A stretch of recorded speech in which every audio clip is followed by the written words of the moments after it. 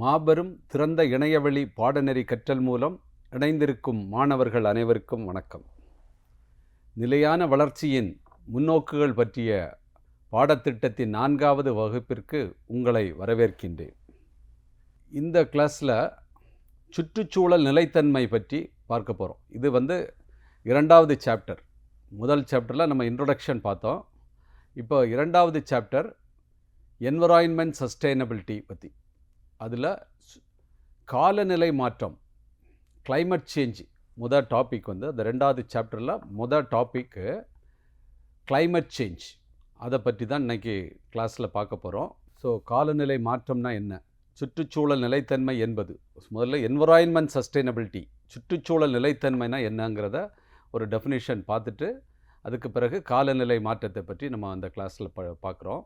சுற்றுச்சூழல் நிலைத்தன்மை என்பது நமது கிரகத்தின் இயற்கை சூழலில் சுற்றுச்சூழல் சமநிலையை பராமரிக்கும் திறன் மற்றும் தற்போதைய மற்றும் எதிர்கால தலைமுறையினரின் நல்வாழ்வை ஆதரிப்பதற்காக இயற்கை வளங்களை பாதுகாக்கும் திறனாகும். நம்ம வாழ்கிற இந்த டைமில் நமக்கு வேண்டியதையும் பார்த்துட்டு எதிர்காலத்தில் உள்ளவங்களுக்கு எதுவும் கிடைக்காமல் ஆயிடக்கூடாது. அதுக்கு உள்ள இயற்கை வளங்களெல்லாம் நம்ம பாதுகாக்கிறது தான் என்விரான்மெண்ட் சஸ்டைனபிலிட்டி. பருவநிலை மாற்ற தணிப்பு என்பது சுற்றுச்சூழல் நிலைத்தன்மையின் முக்கிய அம்சங்களில் ஒன்றாகும். இந்த கிளைமேட் சேஞ்சுன்னு சொல்கிறது அது தவிர்க்க முடியாத ஒன்றாக இருக்குது. காலநிலை மாற்றம் ரொம்ப அதிகமாச்சுன்னா என்னெல்லாம் விளைவுகள் வரும், அது எதனால் வருது, அதை பற்றி தான் இந்த வகுப்பில் நம்ம விரிவாக பார்க்க போகிறோம். கிரக எல்லைகள், அதாவது 2009ஆம் ஆண்டில் 28 சர்வதேச புகழ்பெற்ற ஆராய்ச்சியாளர்கள் ஒன்று சேர்ந்து இந்த பிளானட்டரி பவுண்ட்ரிஸ், கிரக எல்லைகள்னு ஒன்று வரையறுத்தாங்க. அவங்க வரையறுக்கும்போது அப்போ அவங்களுக்கு ஒரு 9 சப்ஜெக்டை பற்றி சொல்கிறாங்க. அந்த டைமில் அவங்க பேசினது, இன்றைய சராசரி ஐரோப்பியரை போல ஒவ்வொருவரும் வாழ்ந்து நுகர்ந்தால், அதாவது எல்லாரும் நம்ம உலகத்தில் உள்ள எல்லா average countries, developed countries, developing countries, poor countries எல்லாத்தில் உள்ள மக்களும் இப்போ ஐரோப்பா கண்டத்தில் உள்ள ஐரோப்பா காண்டினென்ட்டை ஏன் சொல்கிறேன்னா, அங்கே பெரும்பாலான மக்கள் ஒரு நல்ல ஒரு வாழ்க்கையை வாழ்ந்துட்டுருக்குறாங்க. அவங்களோட எனர்ஜி கன்சம்ஷன்லாம் அதிகமாக இருக்கும். அவங்களே மாதிரி உலகத்தில் உள்ளவங்க எல்லாரும் கன்சம்ஷன், எல்லா பொருட்களோட கன்சம்ஷன், எனர்ஜி கன்சம்ஷன் எல்லாம் இருந்துச்சுன்னா நம்ம இந்த பிளானட்டை மாதிரி 3 பிளானட் வேணுமா, அதுதான் சொல்கிறாங்க. ஸோ அதையும் சொல்லிவிட்டு இந்த ஒரு பிளானட்டரி பவுண்ட்ரிஸுங்கிறது ஒரு 9 பவுண்ட்ரிஸ், அதை நம்ம தாண்டுறதுனால அது என்னென்ன எஃபெக்ட் வரும்னு பார்க்க போகிறோம். 9 கிரக எல்லைகள்னு சொல்கிறது, அதில் முக்கியமானது காலநிலை மாற்றம். மிக முக்கியமான ஒன்று காலநிலை மாற்றம். அதை பற்றி தான் இந்த கிளாஸில் படிக்கிறோம். அதை தவிர பல்லுயிர் இழப்பு மற்றும் இனங்கள் அழிவு, நிறைய பல்லுயிர்களோட இழப்பும் போயிட்டு அதனோட இனங்களே அழிஞ்சு போகிறது. அடுக்கு மண்டல ஓசோன் சிதைவு, ஓசோன் லேயர் டெப்ளீட் ஆகிறது. பெருங்கடல் ஓஷன் அமிலமாட்டு மாறிடுது, அசிடிஃபிகேஷன், ஓஷன் அசிடிஃபிகேஷன். உயிர் புவி வேதியியல் ஓட்டங்கள், அதில் பாஸ்பரஸ் மற்றும் நைட்ரஜன் சுழற்சிகள் அதெல்லாம் இருக்கணும். அது இருந்தால் தான் ஒரு உயிரினங்கள்லாம் வாழ முடியும். அதில் உள்ள ஓட்டங்களில் உள்ள எல்லைகள் தாண்டி போகிறது. நிலத்தொகுதி மாற்றம், காடு அழிக்கிறதுனால. பிறகு நல்ல வாட்டர் பயன்படுத்துவதற்குள்ள வாட்டர் கிடைக்காமல் போகிறது.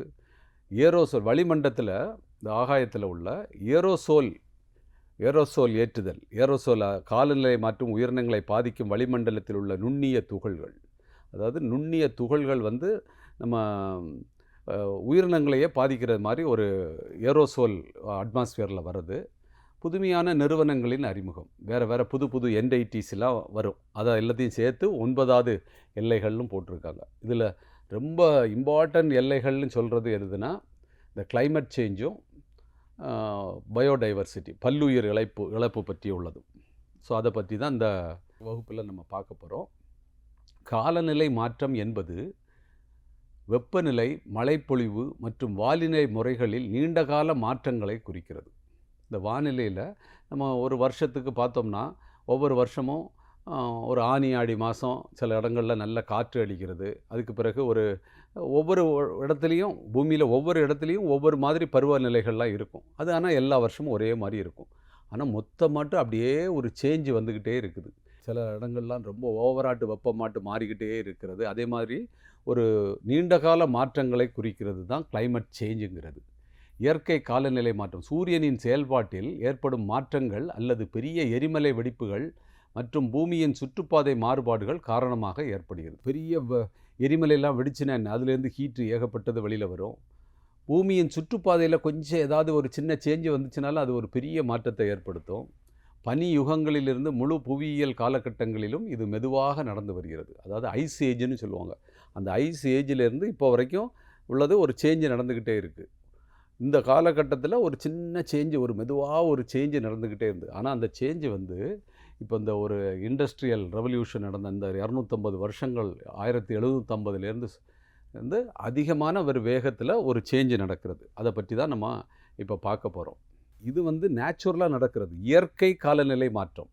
இயற்கை காலநிலை மாற்றம் இது சூரியனோட செயல்பாட்டினாலும் எரிமலை வெடிப்புகள், பூமியின் சுற்றுப்பாதையில் லேட்டாக சின்ன சேஞ்சு நடக்கிறது. இது மாதிரி உள்ளதில் ஏன்னா எல்லாமே சுற்றிக்கிட்டு இருக்குது. இந்த சூரிய குடும்பமே ஒரு ஆகாயத்தில் ஒரு இடத்துல சுற்றிக்கிட்டு இருக்குது.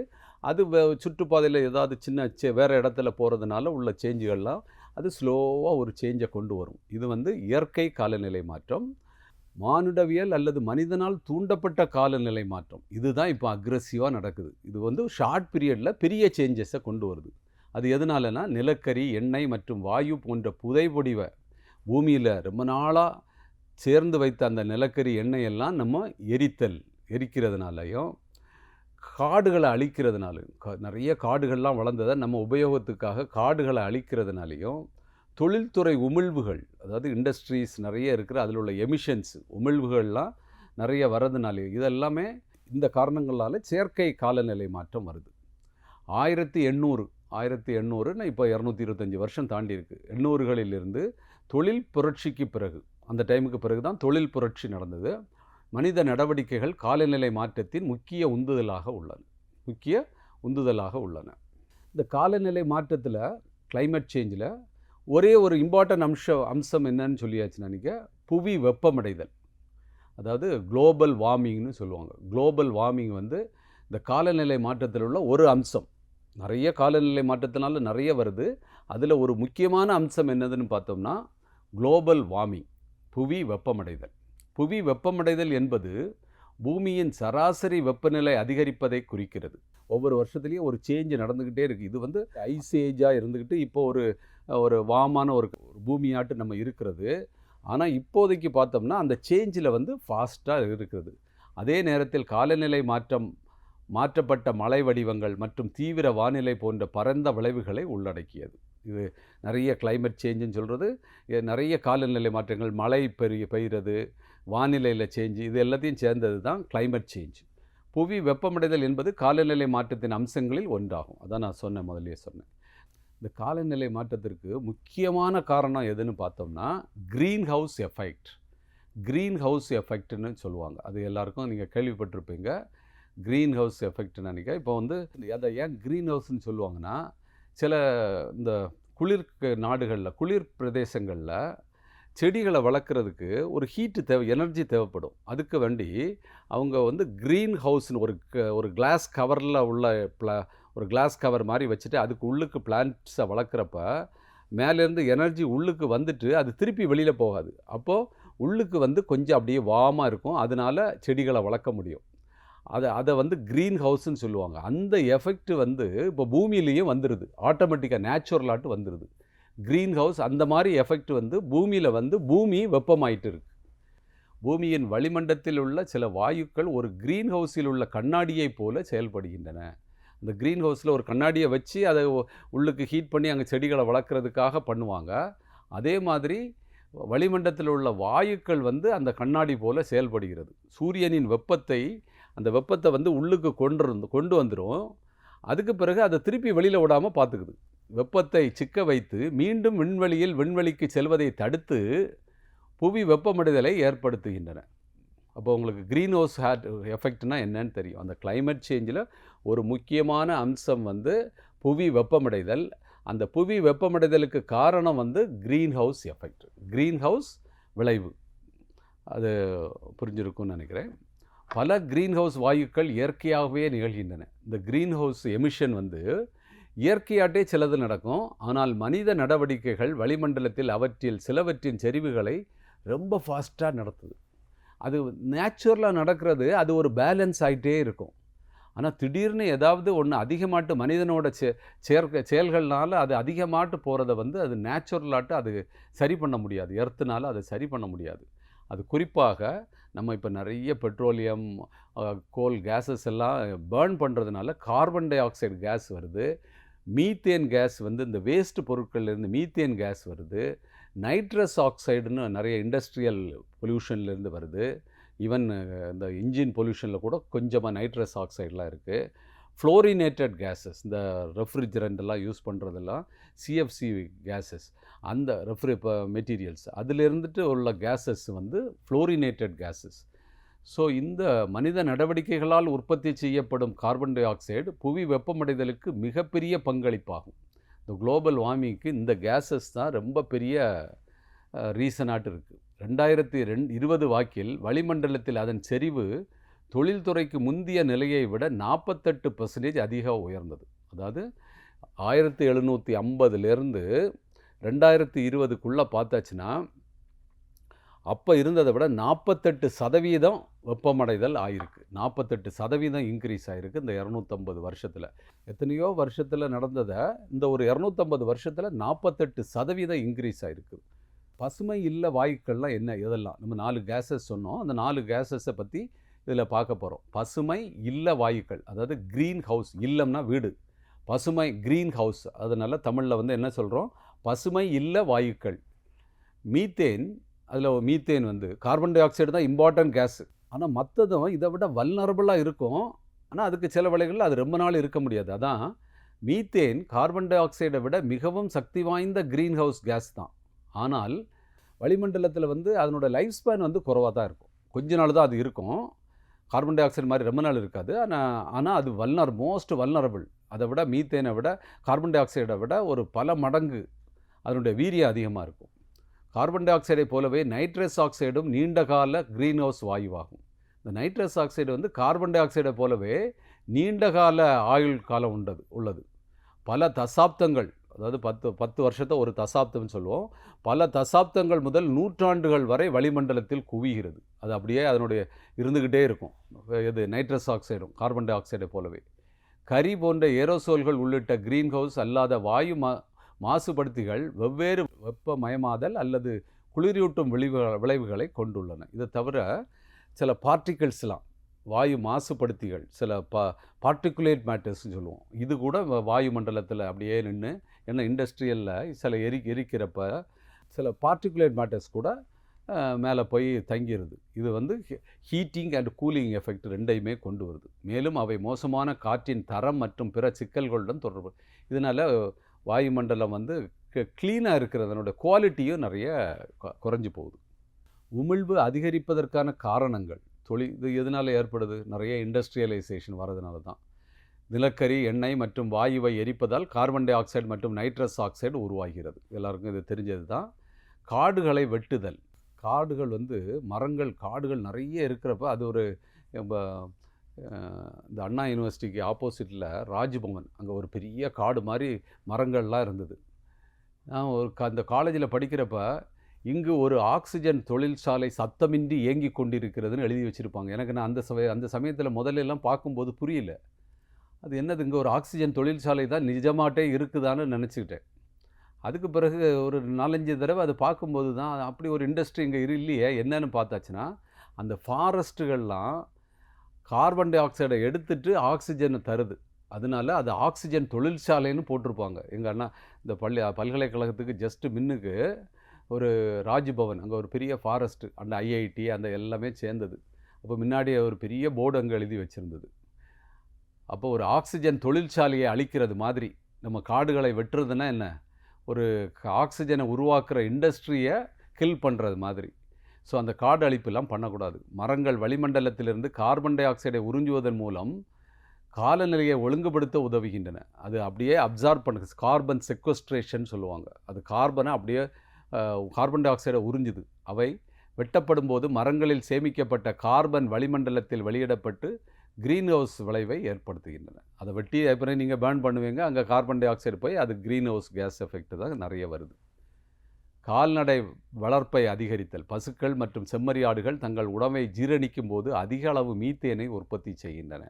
இப்போ கால்நடை வளர்ப்பை அதிகரித்தல், பசுக்கள் மற்றும் செம்மறியாடுகள் தங்கள் உணவை ஜீரணிக்கும் போது அதிக அளவு மீத்தேன் உற்பத்தி செய்கிறதாம். இப்போ நிறைய பேர் என்ன நான்வெஜ் சாப்பிட்றதுக்காக நிறைய கால்நடைகளை வளர்த்து கொண்டுறாங்க. அது கூட மீத்தேன் எமிஷனை அதிகப்படுத்துதுன்னு சொல்கிறாங்க. நைட்ரஜன் கொண்ட உரங்கள் நைட்ரஸ் ஆக்சைடு உமிழ்வை உருவாக்குகின்றன. சில ஃபெர்டிலைசரில் அந்த நைட்ரஜன் அதிகமாட்டு இருக்கிறதுனால அதில் இருந்துட்டு நைட்ரஸ் ஆக்சைடு உமிழ்வுகள் வருகிறது.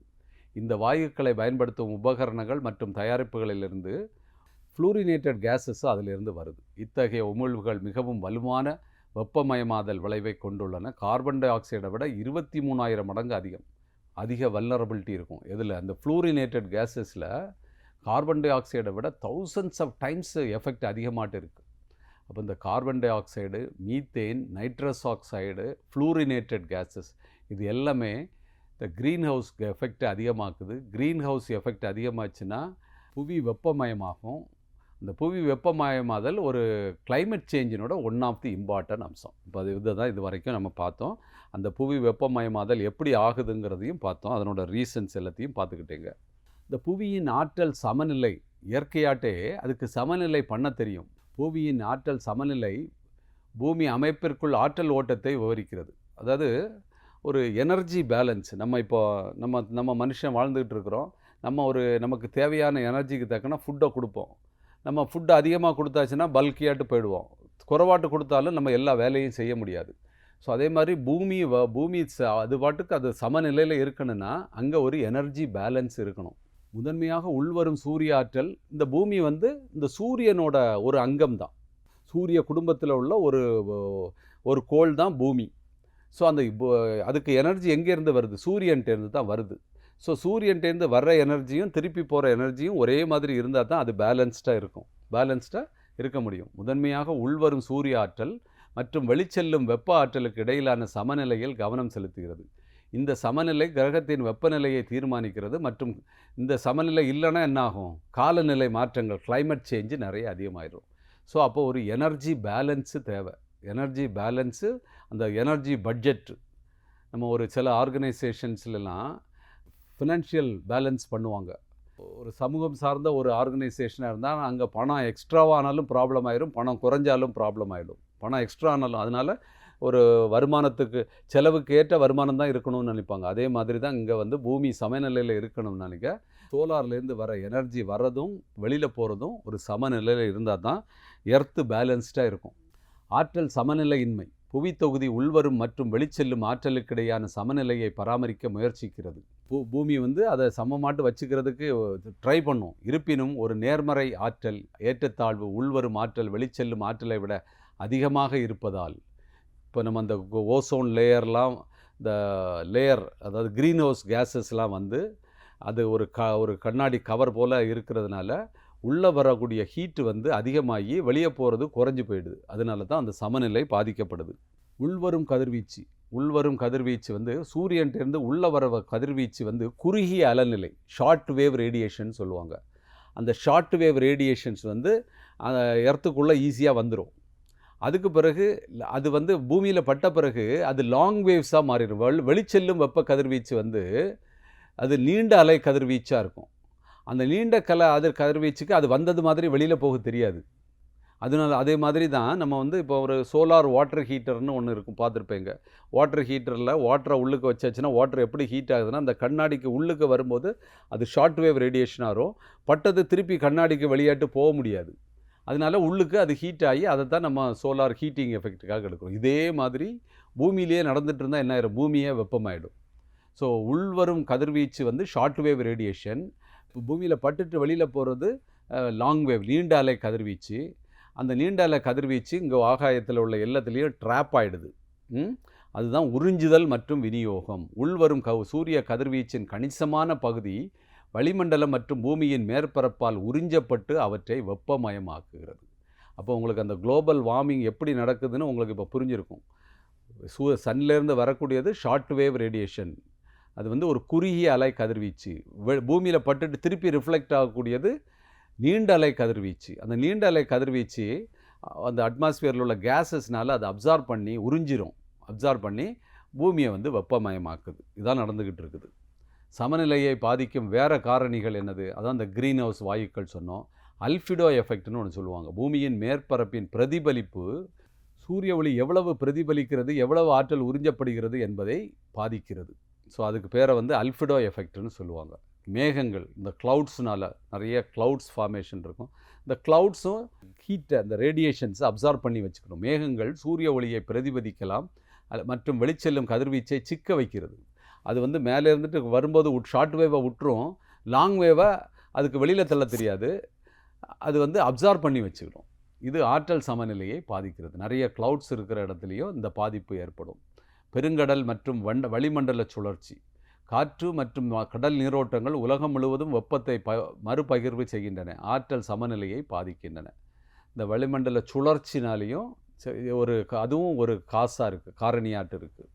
காலநிலை மாற்றத்தை முன் அறிவிப்பதற்கும் தணிப்பு உத்திகளை உருவாக்குவதற்கும் பூமியின் ஆற்றல் சமநிலையை புரிந்து கொள்வது அவசியம். அதனால தான் இப்போ இந்த கிளைமேட் சேஞ்சு எப்படி நடக்குது, என்னெல்லாம் ரீசன் நல்லா தெரிஞ்சால் தான் அதை எப்படி நமக்கு கண்ட்ரோல். ஏன்னா நம்ம லைஃப் ஸ்டைலை மாற்றிட்டோம். அந்த லைஃப் ஸ்டைல் மாற்றுறதுனால பூமி வெப்பமயமாதல் ஃபாஸ்ட்டாக நடக்குது. நிறைய கிளைமேட் சேஞ்சஸ் வருது. அப்போ இதுக்கு உள்ள ரீசன்ஸ்லாம் என்னதுன்னு கரெக்டாக தெரிஞ்சு அதை ஒரு மாடல் பண்ணி அந்த நமக்கு எப்போ எல்லாமே என்ன மேத்தமெட்டிக்கலாக மாடல் பண்ண தெரிஞ்சாச்சுன்னா அப்போ இது எப்படி போயிட்டுருக்கு, இவ்வளோ நாள் இந்த ரீசன்ஸ் எல்லாம் கரெக்டாக கொண்டு வந்து மேத்தமெட்டிக்கல் மாடலில் கொண்டு கொடுத்துட்டோம்னா அந்த கிளைமேட் மாடலிங், நம்ம அண்ணா யூனிவர்சிட்டியில் ஒரு பெரிய ஒரு டிபார்ட்மெண்ட் இருக்குது, கிளைமேட் சேஞ்ச் அண்ட் மிட்டிகேஷன்ஸ்னு ஒரு செப்பரேட்டாக ஒரு டிபார்ட்மெண்ட் இருக்குது. அந்த டிபார்ட்மெண்ட்டில் நிறைய மாடல் தான் பண்ணிக்கிட்டு இருப்பாங்க. கிளைமேட் சேஞ்சுக்கு காரணம் எதெல்லாம், அந்த காரணத்தை யூஸ் பண்ணி அதை பெரிய மாடலில் கொடுத்து அந்த மாடலில் இருந்துட்டு இன்னும் ஒரு 10 வருஷம் கழித்து எப்படி கிளைமேட் சேஞ்ச் என்னென்னலாம் அஃபெக்ட் ஆகும். ஒவ்வொரு டிபார்ட்மெண்ட்டு, நம்ம தமிழ்நாட்டில் உள்ள எல்லா டிபார்ட்மெண்ட்டும் வந்து அங்கே ட்ரைனிங் எடுத்துக்கிறாங்க. அவங்க டிபார்ட்மெண்ட்டு பர்டிகுலர்லி எல்லா சிவில் டிபார்ட்மெண்ட்ஸ் எல்லோரும் வந்து இங்கே இந்த கிளைமேட் சேஞ்ச் அண்ட் மிட்டிகேஷன் அந்த டிபார்ட்மெண்ட்டில் வந்து ட்ரைனிங் எடுக்கிறாங்க. எல்லா ரீசன்ஸ் காரணிகளையும் புரிஞ்சு அதை வச்சுட்டு மாடல் பண்ணி ஃபோர்காஸ்ட் பண்ணுது அந்த மாடல், அங்கே உள்ள மேத்தமெட்டிக்கல் மாடல்லாம். ஸோ அந்த மேத்தமெட்டிக்கல் மாடல் பண்ணுறதுக்கு அப்போ கிளைமேட் சேஞ்சு எதனால் அஃபெக்ட் ஆகுதுன்னு உள்ள ஃபேக்டர்ஸ் எல்லாம் தெரியணும். இதெல்லாம் அதில் உள்ள ஃபேக்டர்ஸு. ஸோ கார்பன் சுழற்சி வளிமண்டலம், நிலம், பெருங்கடல்கள் மற்றும் உயிரினங்களுக்கு இடையில் கார்பனின் இயக்கத்தை, கார்பன் வந்து இப்போ நம்ம வந்து ஃபோட்டோசிந்தசிஸ் பண்ணுறப்ப அங்கே கார்பன் அப்சார்ப்ஷன் நடக்குது. நிறைய கார்பன் இருந்து அது மண்ணுக்குள்ளே போய் தான் அது பெட்ரோலியம், நிலக்கரி மாதிரி பொருட்கள்லாம் தௌசண்ட்ஸ் ஆஃப் இயர்ஸில் ஃபார்ம் ஆகிட்டு இருக்குது. இது நடந்துகிட்ருக்கு. நம்ம வந்து தௌசண்ட்ஸ் ஆஃப் இயர்ஸ் உள்ளுக்கு கார்பன் டெபாசிட் பண்ணதை ஒரு செகண்டில் பேர்ன் பண்ணி விட்டாச்சுன்னா அது அவ்வளவும் ரிலீஸ் ஆகிடும். அவ்வளவும் ஸ்லோவாக அக்குமுலேட் ஆகிறத நம்ம ஃபாஸ்ட்டாக டெப்ளீட் பண்ணோன்னா பண்ணிடலாம். அப்போ அந்த கார்பன் சுழற்சி சரியாக இருக்காது. புரியுதில்ல? கார்பன் வந்து ரிலீஸ் ஆகிறது ஃபாஸ்ட்டாக இருந்துடும். பூமியின் காலநிலையை ஒழுங்குபடுத்துவதற்கும் நிலையான சுற்றுச்சூழலை பராமரிப்பதற்கும் கார்பன் சுழற்சியும் ஒரு இம்பார்ட்டன்ட் ஃபேக்டர். சுழற்சியில் ஏற்படும் மாற்றங்கள் உலகளாவிய வெப்பநிலை மற்றும் பிற காலநிலை தொடர்பான விளைவுகளில் மாற்றங்களை வழிவகுக்கும். இந்த கார்பன் சுழற்சி கூட இந்த காலநிலை மாற்றத்தில் ஒரு இம்பார்ட்டன்ட் ஃபேக்டர்ஸ். இந்த க்ரீன் ஹவுஸ் எஃபெக்ட்ஸு சொன்னோம், அதுக்கு என்னென்ன ரீசன்ஸ்லாம் சொன்னோம். அதுக்கு பிறகு வேறு சில ஃபேக்டர்ஸ் எல்லாம் பார்த்தோம். இந்த வேறு ஃபேக்டர்னால் என்னென்ன காரணிகள், இந்த மேகங்கள், பெருங்கடல் மற்றும் வளிமண்டல சுழற்சி முக்கிய. ஸோ இதெல்லாத்தையும் பார்த்தோம். அதே மாதிரி கார்பன் சுழற்சியும் ஒரு இம்பார்ட்டன்ட் ஃபேக்டர்ஸ். ஸோ பிரதான ஆக்கக்கூறுகள் என்னென்னா வளிமண்டலம், பெருங்கடல்கள், நிலம், உயிரினங்கள். ஸோ வளிமண்டலத்தில் கார்பன் டை ஆக்சைடு உள்ளது. இது சுழற்சியில் ஈடுபடும் கார்பனின் முதன்மை வடிவமாகும். இந்த கார்பன் டை ஆக்சைடு தான் இந்த கார்பன் சுழற்சியில் உள்ள முக்கியமான வடிவம். பெருங்கடல்கள் அதிக அளவு கார்பன் டை ஆக்சைடை உறிஞ்சி சேமித்து வைக்கின்றன. இது உலகளாவிய கார்பன் சமநிலையை பாதிக்கிறது. சில டைமில் என்னாகும், பெருங்கடல்கள் வந்து கார்பன் டை ஆக்சைடை உறிஞ்சி சேமித்து வைக்கிறது. எப்படி சேமித்து வைக்கும்னா, நம்ம நிலப்பரப்பு வந்து நமக்கு குறைவு தான், 1/3 தான், 1/3 கூட இல்லை, அதை விட குறைவாக தான் நிலம் இருக்குது. கடல் பகுதி தான் அதிகமாக இருக்குது. கடலில் நிறைய இந்த பாசி மாதிரி தாவரங்கள்லாம் நிறைய வளருது. அப்போ அது நிறைய ஒரு லெவலுக்கு மேலே அதிகமாச்சுனானிக்கு அங்கே கார்பன் அப்சார்ப்ஷன் வந்து அதிகமாட்டு சேமித்து வைக்கும். அப்போ கார்பனை ரொம்ப அதிகமாட்டு சேமித்து வச்சுட்டு எப்போவாது அது ரிலீஸ் ஆச்சுனானிக்கு அது அட்மாஸ்பியரை வேறு பாதிக்கும். ஸோ கார்பன் வந்து அது ஒரு சமநிலையில் இருக்கிறதுல பெரிய கடல்களில் உள்ள தாவரங்கள்லாம் அதை அப்சார்ப் பண்ணிட்டு அதுக்கு பிறகு ரிலீஸ் பண்ணுறது, அது ஒரு சமநிலையில் பாதிக்கிறதுக்கும் ஏற்படும், சமநிலைப்படுத்துறதுக்கும் அது யூஸ்ஃபுல்லாக இருக்கலாம். அது பேலன்ஸ்டாக இருக்கணும். நிலம் கார்பனை தாவரங்கள், மண் மற்றும் புதை வடிவ எரிபொருட்களாக சேமிக்கிறது. பூமியில் அது கார்பன் எப்படி சேமிக்கப்படுது? நம்ம நிலக்கரி, ஆயில், எரிபொருட்களாக அது சேமித்து வைக்கிறது நிலத்தில். தாவரங்கள், விலங்குகள் மற்றும் நுண்ணுயிர்கள் அனைத்தும் கார்பனை கொண்டிருக்கிறது. ஃபுட்டு சாப்பிட்றோம், அதில் கார்பன் தான் இருக்குது. கார்பன் ஃபுட்டு தான் எனர்ஜியாட்டு மாறும். ஸோ தாவரங்கள், விலங்குகள், மனிதர்கள் எல்லாருமே கார்பன் இந்த சுழற்சியில் நம்ம ஒரு அங்கம் வகிக்கிறோம். இது சுவாசித்தல் மற்றும் சிதைவு மூலம் பரிமாறிக்கொள்ளப்படுகிறது. ஸோ இப்போ நம்ம இன்ஹேல் பண்ணுறோம், எக்ஸேல் பண்ணுறோம், இதிலெல்லாம் அந்த கார்பன் வந்து ஒரு கெமிஸ்ட்ரி ஃபார்ம் ஆகி கார்பன் டை ஆக்சைடு, ஆக்சிஜனை உள்ளுக்கு இழுத்துட்டு வெளியில் வரும்போது என்ன வருது? கார்பன் டை ஆக்சைடாக வருது. ஸோ அப்போ அந்த டிரான்சிஷன்லேயும் நம்ம ஈடுபடுறோம். ஸோ எல்லாரும் அதில் பார்ட்டிசிபேட் பண்ணுறோம். செயல்முறை என்னது? ஒளிச்சேர்க்கையில் தாவரங்களில் நடக்குது. சுவாசித்தல், மனிதன் எல்லாரும் சுவாசிக்கிறாங்க. சிதைவுகள், உயிரினங்கள் இறக்கும்போது அவற்றில் கார்பன் சிதைவு மூலம் மீண்டும் சுற்றுச்சூழலில் வெளியிடப்படுகிறது. இறந்து போயாச்சுன்னா அதுக்கு பிறகு மண்ணோட போகிறோம், அப்பவும் சிதைவு நடக்குது. புதை படிவ எரிபொருள் உருவாக்கம், நல்ல கார்பன் அப்படியே ரொம்ப ப்ரெஷரைஸ் ஆகி பூமிக்குள்ளே இருந்துச்சுன்னா அதில் வந்து எரிபொருட்களாட்டு மாறுது. பெருங்கடல்கள் உறிஞ்சுதலை பற்றி சொன்னேன். மனித நடவடிக்கைகள், காடுகளை அழிக்கிறாங்க, எரிபொருட்களை ஃபாஸ்ட்டாக எரிக்கிறாங்க, இதெல்லாம் ஹியூமன் ஆக்ஷன். இந்த செயல்முறைகள்னாலையும் கார்பன் சுழற்சி ஏற்படுகிறது. ஸோ இப்போ வந்து நம்ம எதனால் காரணங்களை பார்த்தோம், என்ன செயல்முறைகளால் பார்த்தோம். அது சிலதெல்லாம் நேச்சுரலாக இருக்குது, சிலதெல்லாம் ஹியூமன் இன்டியூஸ்டாக இருக்குது, நம்மளால் உருவாக்கப்படுது. ஸோ அப்போ நம்ம காலநிலையை பற்றி ப்ரெடிக்ட் பண்ணணும்னு நினைக்க, அதுக்கு காலநிலை மாதிரியாக்கம், அதாவது மாடல்ஸ், கிளைமேட் மாடலிங்லாம் உருவாக்கணும். காலநிலை மாதிரியாக்கம் என்பது பூமியின் காலநிலை அமைப்பு எவ்வாறு செயல்படுகிறது மற்றும் காலப்போக்கில் எவ்வாறு மாறுகிறது என்பதை புரிந்து கொள்வதற்கும் கணிப்பதற்கும் சிக்கலான கணினி உருவகப்படுத்துதல் மற்றும் கணித சமன்பாடுகளை பயன்படுத்துவதை உள்ளடக்கிறது. இது என்னது?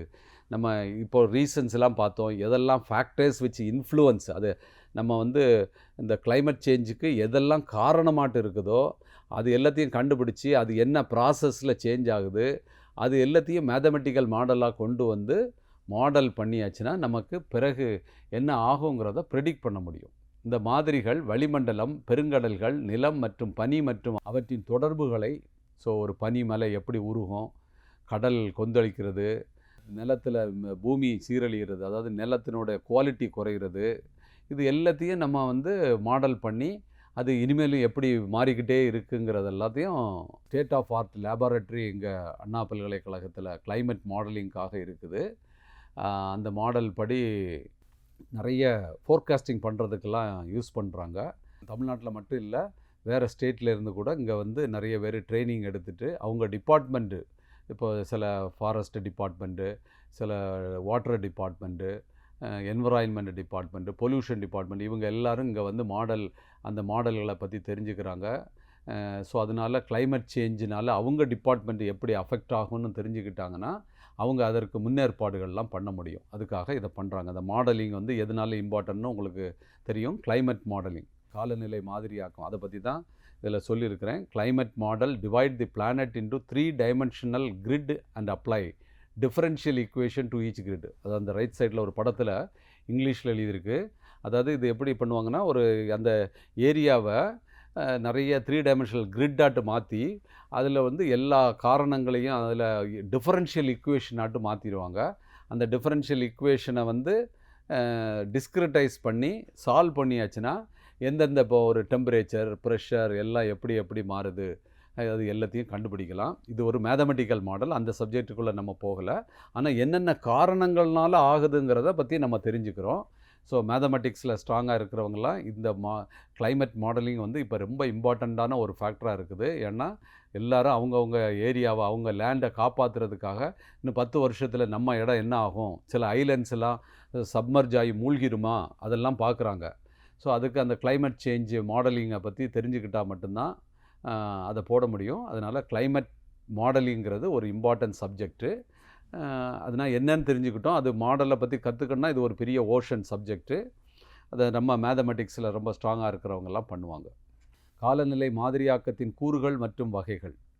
ஸோ இதை பற்றி தான் நிறைய நம்ம பார்த்துட்டோம் ஆல்ரெடி. அதை திருப்பி அது காலநிலை மாதிரியாக்கத்தின் கூறுகள் மற்றும் வகைகள். பல்வேறு வகையான காலநிலை மாதிரிகள் உள்ளன. அவற்றுள் உலகளாவிய காலநிலை மாதிரிகள் இவை முழு பூமியின் காலநிலை அமைப்பையும் உருவகப்படுத்துவதற்கு மிகவும் பரவலாக பயன்படுத்தப்படும் மாதிரிகள். இது ஒரு மாடல். பிராந்திய காலநிலை மாதிரிகள், அதாவது உலகம் முழுவதுக்கும் சேர்த்து ஒரு மாடல் பண்ணுது. அப்போ வந்து எதுக்காக அது பண்ணுறதுன்னா, இப்போ போல்ஸில் ஒரு காலநிலை மாற்றத்தினால இந்த ஈக்குவேட்டரில் இடங்களில் சில சேஞ்சஸ் நடக்கும். ஸோ அப்போ குளோபல் லெவலில் வந்து ஒரு காலநிலை மாடலிங் தேவைப்படுது.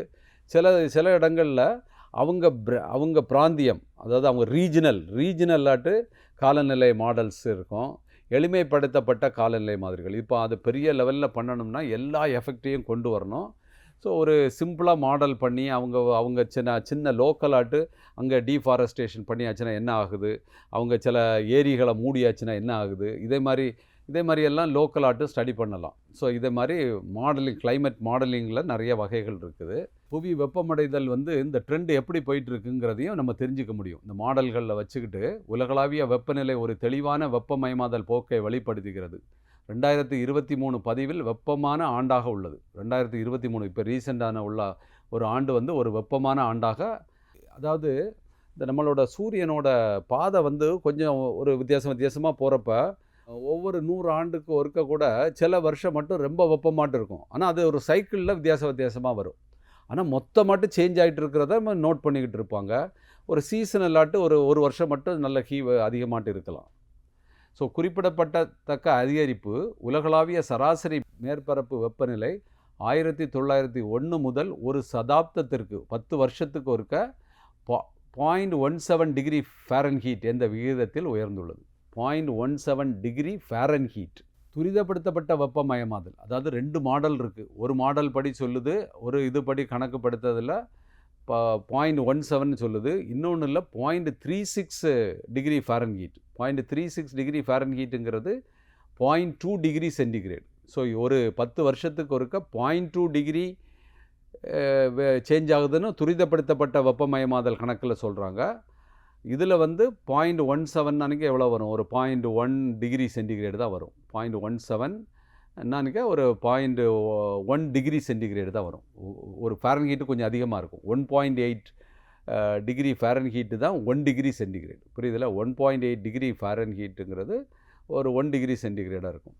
பதிவு சூடான ஆண்டுகள் நம்ம பதிவில் வந்து 2016, 14லேருந்து 23 வரைக்கும் மற்றும் 24 உட்பட பல ஆண்டுகள் பதிவில் வெப்பமான ஆண்டுகளில் ஒன்றாக அடையாளம் காணப்பட்டுள்ளது. ஸோ இந்த மாதிரி வெப்பமயமாதல் வந்து இப்போ வந்து ஒரு பெரிய இம்பார்ட்டன்ட் கணக்கு வந்து இதையும் எல்லாரும் தெரிஞ்சுக்கணும். இந்த என்விரான்மெண்டல் சஸ்டைனபிலிட்டியில் இப்போ நான் சில கணக்குகள்லாம் சொல்லியிருக்கிறேன்.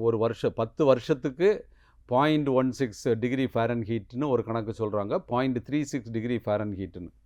இப்போ வந்து இந்த கிராஃப்லேருந்து நல்லா பார்த்துக்கலாம். தற்போதைய வேகத்தில் 1.2 டிகிரி சென்டிகிரேட் புவி வெப்பமடைவதில் 2033ஆம் ஆண்டில் 1.5 டிகிரி சென்டிகிரேடாகவும் 2060இல் 2 டிகிரி சென்டிகிரேடாகவும் உயரும். அதாவது இப்போ இருக்கிற வேகத்தில் அப்படியே போச்சுன்னு நினைக்க. நம்ம வந்து 1850லேருந்து பார்த்தீங்கன்னா ஒரு கிராஃபில் பார்க்குறோம்.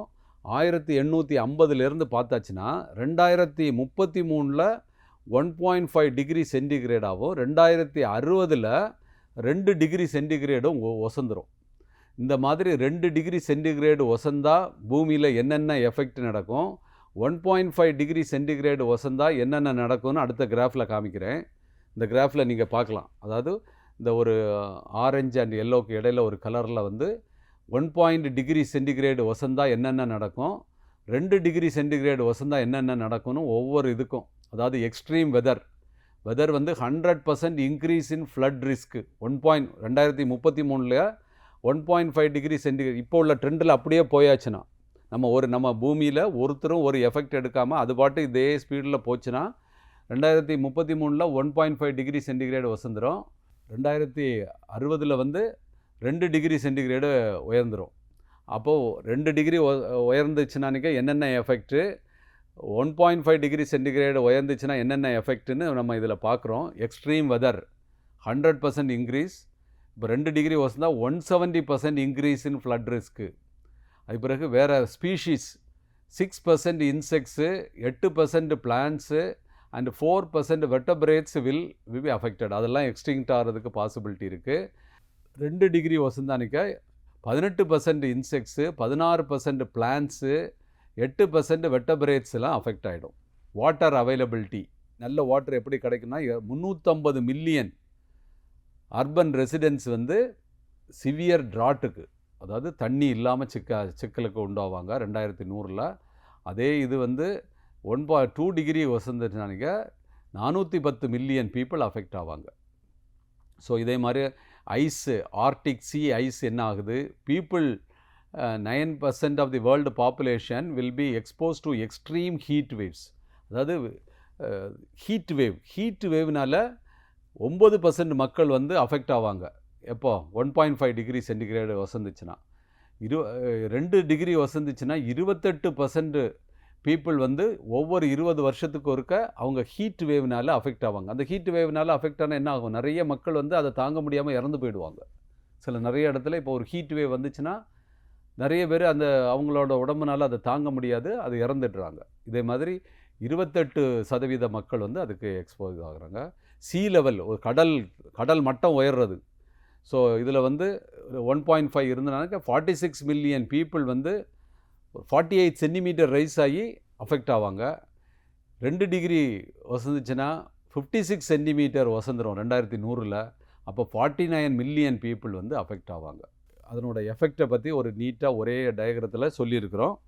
ஸோ காலநிலை மாற்றத்தினால இப்போ இதெல்லாம் உங்களுக்கு புரிஞ்சிருக்கும். இது வரைக்கும் சொன்னதை தான் ஒரு கன்சால்டேட் பண்ணி அதில் வந்து இயற்பியலாட்டு என்னென்ன தாக்கங்கள் உருவாக்கப்படுது, இதில் சொல்லியிருக்கிறதெல்லாம் மழைப்பொழிவில் மாற்றங்கள், உயரும் வெப்பநிலை, பனிப்பாறை பின்வாங்கல், தீவிர வானிலை நிகழ்வுகள், இதெல்லாம் இயற்பியல் தாக்கங்கள். கடல் மட்ட உயர்வு, அது பிறகு உடல் ரீதியான பாதிப்புகள்னால் மண் சீரழிவு, அதாவது எர்த்தனோட உடல் ரீதியான பாதிப்புகள் நினைக்க மண் சீரழிவு, மண்ணரிப்பு, உப்புத்தன்மை மற்றும் கரிம பொருள் இழப்பு, கடல் வந்து அமிலமயமாக்குதல், சுற்றுச்சூழல் அமைப்புகளை சீர்குலைக்கிறது, இதெல்லாம் இயற்பியல் தாக்கங்கள். காலநிலை சுற்றுச்சூழல் அமைப்பு தாக்கங்கள் வந்து இனங்களின் பரவல், பருவ காலநிலை நேரம் மாறுதல், இதெல்லாம் வந்து சுற்றுச்சூழல் அமைப்பு தாக்கங்கள்.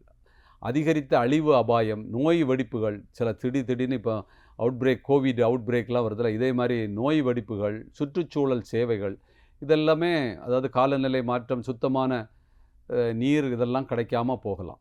ஸோ இதெல்லாம் மொத்தமாக கன்சால்டேட் பண்ணி சொல்லியிருக்கிறேன். பெருங்கடல் சுற்றுச்சூழல் அமைப்புகள், நன்னீர் சுற்றுச்சூழல் அமைப்புகள், இது எல்லாமே பாதிக்குதுன்னு நம்ம பார்த்துட்டோம். சுற்றுச்சூழலில் நிலப்பரப்பு சுற்றுச்சூழல் அமைப்புகள், மண் சீரழிவு, ஆர்டிக் சுற்றுச்சூழல், நம்ம ஆர்டிக் ஐஸ்லாம் ஃபார்ம் ஆகிறதுல வித்தியாசமாயிருது. மனித சுகாதார தாக்கத்தில் என்ன இருக்குதுன்னா வெப்ப அலைகள் மாற்றம், தீவிர வானிலை நிகழ்வுகள், தொற்று நோய் வடிவங்களின் மாற்றங்கள், இதெல்லாம் சுகாதாரத்தில் வரக்கூடிய தாக்கங்கள். மனித சுகாதாரத்துக்கு உள்ள தாக்கங்கள் இதெல்லாம் வெப்ப அலைகள் வரக்கூடியது, தீவிர வானிலை நிகழ்வுகள், வெள்ளம், புயல், இதை மாதிரிலாம் வருது. தொற்று நோய் வந்து மனித சுகாதாரத்தை பாதிக்கிறது. உணவு மற்றும் நீர் பாதுகாப்பின்மை, சுத்தமான நீர் கிடைக்காம மாறுது. காற்று வந்து மாசுபட்டு விடுது. நம்ம சுவாசிக்கிறதுக்கே இனிமேல் இப்போ நல்ல வாட்டர் குடிக்கிற மாதிரி ஆக்சிஜன் பேக்ஸ் மாதிரி வச்சுட்டு தான் இன்ஹேல் பண்ண வேண்டிய நிலைமை வரலாம். மனநிலையே பாதிக்குது. சுகாதார அமைப்புகளுக்கு இடையூறுகள்லாம் வருது. இதெல்லாம் சுகாதாரக்கு விளைவுகள். பொருளாதார விளைவுகளும் நிறைய நடக்குது. விவசாய உற்பத்தி குறைதல், உள்கட்டமைப்புக்கு சேதம், அதிகரித்த சுகாதார செலவுகள், இடப்பெயர்வு மற்றும் இடம்பெயர்வு, இதெல்லாம் பொருளாதார வனப்பற்றாக்குறை, சீர்குலைந்த விநியோக சங்கிலிகள், குறைக்கப்பட்ட சுற்றுலா கூட போக முடியாமல் வரும். ஏன்னா ஒரு பெரிய வெள்ளம் வந்துச்சுனாக்கா அங்கே போக முடியாது, சுற்றுலாக்கள்லாம் அஃபெக்ட் ஆகும். அதிகரித்த காப்பீட்டு செலவுகள், அதாவது இன்சூரன்ஸில் அதிகரிக்க செலவு, இதெல்லாம் பொருளாதாரம். இதோட நம்ம இந்த கிளாஸை நிறுத்திக்கலாம். இந்த கிளாஸில் வந்து கிளைமேட் சேஞ்சில் ஒரு இம்பார்ட்டன்ட் அம்சம் வந்து புவி வெப்பமயமாதல். அந்த புவி வெப்பமயமாதலுக்கு உள்ள ரீசன்ஸ் எல்லாம் பார்த்தோம். அந்த ரீசன்ஸு, அந்த ப்ராசஸ்லாம் எப்படி நடக்குது, அதை வந்து கம்ப்யூட்டர் மாடலிங் பண்ணுறாங்க. அந்த கம்ப்யூட்டர் மாடலிங் பண்ணுறதுனால நம்ம ஃபோர்காஸ்ட் பண்ணி எல்லாரையும் எஜுகேட் பண்ணி இதெல்லாம் பண்ணாதீங்கன்னு சொல்ல முடியும். ஸோ எல்லா டிபார்ட்மெண்ட்ஸு, கவர்மெண்ட் டிபார்ட்மெண்ட்ஸ் எல்லாரும் இந்த மாடலிங்கை பற்றி நல்லா தெரிஞ்சுக்கிட்டு அதை தடுக்கிறதுக்கான, கிளைமேட் சேஞ்சு தடுக்கிறதுக்கான முயற்சிகள்லாம் எடுக்கிறாங்க. அதில் வந்து நம்ம 1.5 டிகிரி சென்டிகிரேடு, நம்ம இப்போ வந்து நம்ம அடிக்கடி இதை பற்றி நான் முந்தைய கிளாஸ்லேயும் பேசியிருக்கிறேன். 2 டிகிரி சென்டிகிரேடு வெப்பமயம் ஆனானிக்க ரொம்ப அஃபெக்ட் ஆகும்னு சொல்லிக்கிட்டு, அதாவது ப்ரீ இண்டஸ்ட்ரியல் ஏஜ்லேருந்து, அதாவது இண்டஸ்ட்ரியல் மயமாக்குதலேருந்து மொத்தமாட்டு நம்ம 2 டிகிரி வந்து 2066 அந்த பீரியட், இன்னும் ஒரு 40-50 வருஷத்தில் 2 டிகிரி ஒசந்துரும். நம்ம இப்போ இதே ட்ரெண்டில் போயாச்சுன்னா அது போகாமல் அட்லீஸ்ட் 1.5 டிகிரிக்கு உள்ளுக்காவது கட்டுப்படுத்தணும். அந்த 2 டிகிரிக்கு போயிடக்கூடாதுன்னு நிறைய என்விரான்மெண்டல் சயின்டிஸ்ட்லாம் எஃபெக்ட் பண்ணுறாங்க. வேர்ல்டு ஆர்கனைசேஷன், நம்ம முந்தின கிளாஸில் படித்த யுனைடெட் நேஷன்ஸ் ஆர்கனைசேஷன்ஸ்லாம் நிறைய அதுக்காக முயற்சி பண்ணுறாங்க. அந்த முயற்சிகள்லாம் சக்ஸஸ் ஆகிறதுக்கு நிறைய பேருக்கு எஜுகேஷன் வேணும். இந்த கிளாஸில் விளையாட்டு தெரிஞ்சுக்கிட்டது நிறைய பேருக்கு அது தெரிய வந்துச்சுனாக்க கண்டிப்பாக அதில் சக்ஸஸ் ஆக முடியும். இப்போ கிளைமேட் சேஞ்சை பற்றி படித்தோம். அடுத்த வகுப்பில் வந்து பயோடைவர்சிட்டி, இந்த பயோடைவர்சிட்டி பற்றி நம்ம அடுத்த கிளாஸில் விரிவாட்டு பார்ப்போம். அதில் என்னென்ன நடக்குது, காடுகள், சில பயோடைவர்சிட்டிங்கிறது எவ்வளவு இம்பார்ட்டன்ட், அது ஒரே வேர்டில் சொல்கிறதுக்கு நல்லா இருக்குது. ஆனால் அதை பற்றி நிறைய டெப்த்தாக படிக்கிறதுக்கு நிறைய இருக்குது. அதை பற்றி நம்ம அடுத்த வகுப்பில் பார்க்கலாம். நன்றி.